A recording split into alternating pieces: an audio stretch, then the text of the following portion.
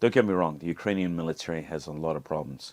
Their officer cadre, their officer class, never really embraced the Western way of doing things. And again, think tank land loved this image of the Ukrainians adopting mission tactics. Oh my God, the Green Berets taught them the shit the last 16 months. There's women fighting on the front lines. They're like the resistance. Honestly, if you talk to 10th group guys, they're like, yeah, that's all bullshit. And I can tell you it's bullshit. And interestingly enough, the mainstream Ukrainian army, still shackled by its Soviet origins, kills mission command, kills small unit initiative. Every nationality has kind of general characteristics. Ukrainians have this, at times it's almost an annoying, what's the word, insubordination, right? It's like, no, I can do this better, blah, blah, blah, blah, fuck you. But the Ukrainians have a problem with lack of mission command, with too much of the Soviet mentality within the military, even within their special operations forces. They don't have a clear understanding of mission command. The Estonian and Polish guys who worked with the Ukrainians longer and more closely than US will say that's their biggest. They struggle with it. And a lot of the foreign soldiers who have come in, the volunteers, Zelensky's Legion, it was managed poorly. They were sent to Ukrainian units as casualty replacements to begin with. It was just a bad setup. But my point is too, they have legitimate complaints about leadership they fell under. I heard some horror stories. In Zaporizhia, was sitting in the lobby of a hotel. Jack, I may have already told you this story. Tell me to shut up if I have. But in Zaporizhia, and all these foreign guys come in, non-Ukrainians, gringos, right? And there's a few of them bandaged up. They look pretty beat up.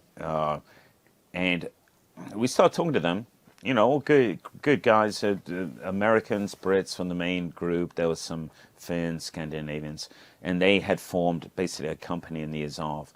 And they had been, over the previous 4 days, assigned the same mission, executed the same way, attacking a village without fire support. And on the very last time, they found themselves out in the field under Russian artillery fire, and they realized that their platoon commander just fucking doesn't have a clue. So they walk. They're like, we're done. And they can do that. The Ukrainians aren't going to go after them. And strategically, he is not failing as badly as we would like to think. Think about the countries of the world who are aligned or not aligned, or at least haven't condemned the Russian invasion of Ukraine. Over half.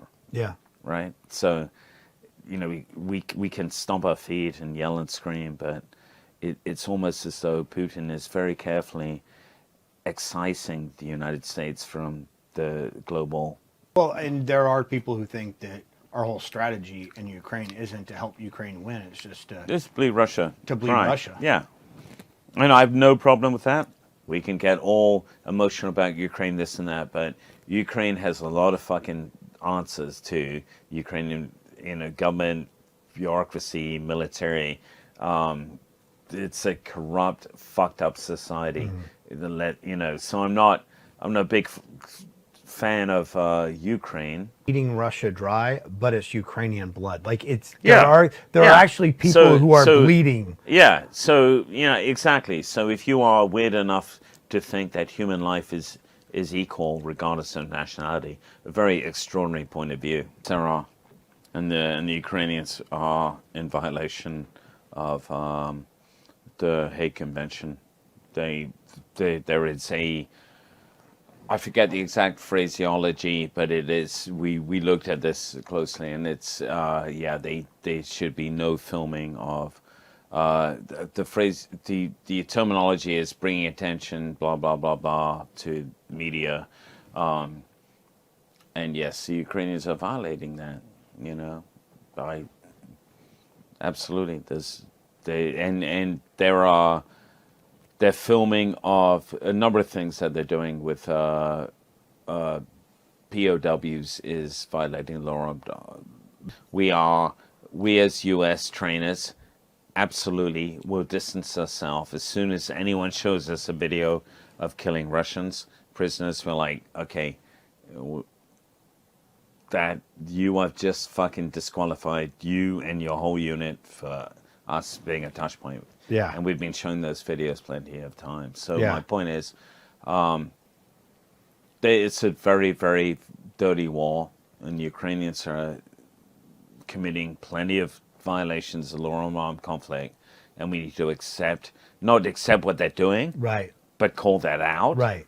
But the way to do it isn't say, hey guys, we can't give you any other training. Right. Javelin We have an EO class. I know, right now. javelin Yeah. training, but we're going to tell you, you can't, guys, Right. killing the Russian prisoners is... Right. And it's interesting because in the past, in, you like Latin America or whatever, if U.S. Forces or employees were involved with any force that committed, war atrocities or whatever, back, right? you have to, you're done. Yeah. But we're obviously not going to pull our support from Ukraine. My point is, it's not about Ukraine. We're not like, I happen to have, Ukraine flag tied to my bag, but I'm not, oh my God, Ukraine's so awesome. No, because I understand that there are plenty fucked up people running Ukraine. It's not about that. It's about global norms, right? Right. Right.